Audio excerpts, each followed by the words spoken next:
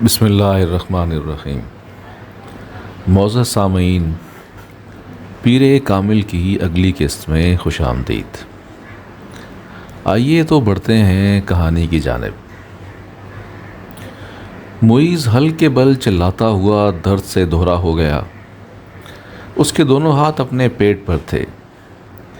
اس کے سامنے کھڑے 12 سالہ لڑکے نے اپنی پھٹی ہوئی ٹی شرٹ کی آستین سے اپنی ناک سے بہتا ہوا خون صاف کیا اور ہاتھ میں پکڑے ہوئے ٹینس ریکٹ کو ایک بار پھر پوری قوت سے معیز کی ٹانگ پہ دے مارا۔ معیز کے حلق سے ایک بار پھر چیخ نکلی اور وہ اس بار سیدھا ہو گیا۔ کچھ بے یقینی کے عالم میں اس نے خود سے 2 سال چھوٹے بھائی کو دیکھا جو اب بغیر کسی لحاظ اور مروت کے اسے اس ریکٹ سے پیٹ رہا تھا جو معیز کچھ دیر پہلے اسے پیٹنے کے لیے لے کر آیا تھا۔ اس ہفتے میں ان دونوں کے درمیان ہونے والا یہ تیسرا جھگڑا تھا اور تینوں بار جھگڑا شروع کرنے والا اس کا چھوٹا بھائی تھا۔ معیز اور اس کے تعلقات ہمیشہ ہی ناخوشگوار رہے تھے۔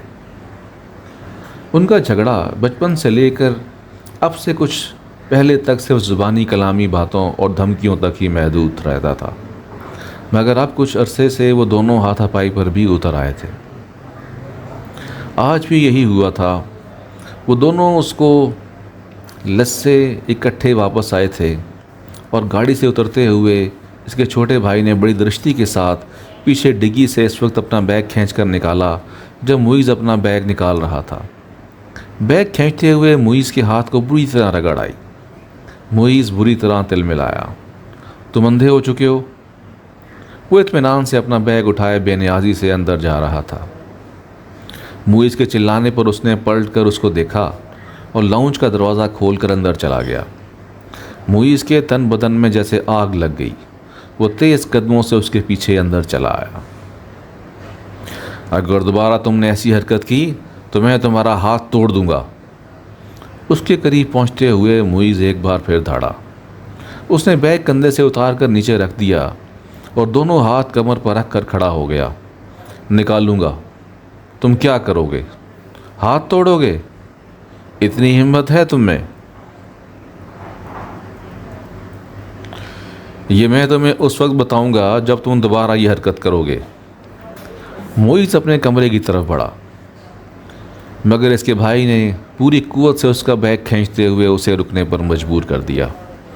نہیں، تم مجھے ابھی بتاؤ۔ اس نے معیز کا بیگ اٹھا کر دور پھینک دیا۔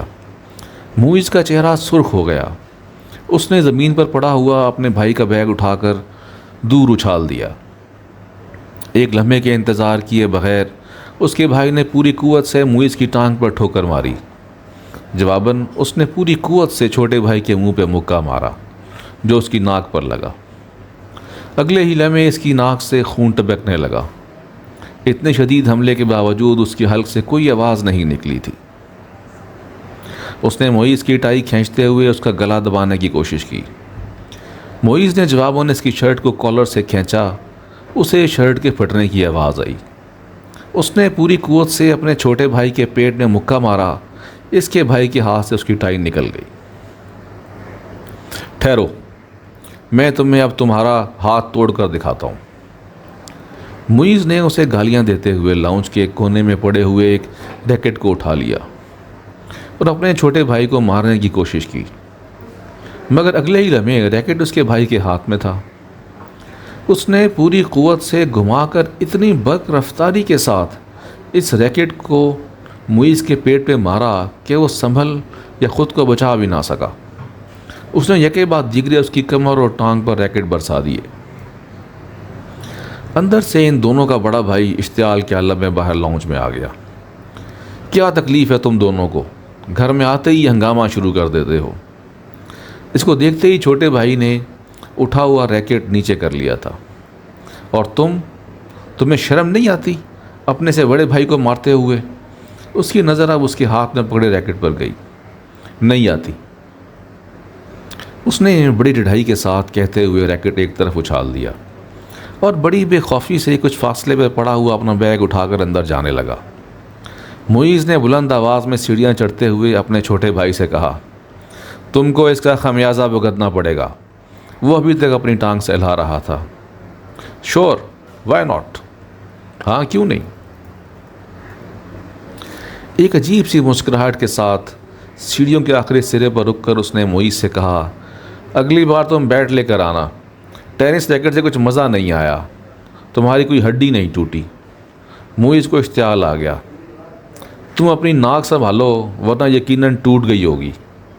معیز غصے کے عالم میں سیڑھیوں کو دیکھتا رہا جہاں کچھ دیر پہلے وہ کھڑا ہوا تھا۔ معزز سامعین، یہ تھی ہماری آج کی قسط۔ امید ہے آپ کو ہماری یہ قسط پسند آئی ہوگی۔ بہت شکریہ۔ السلام علیکم۔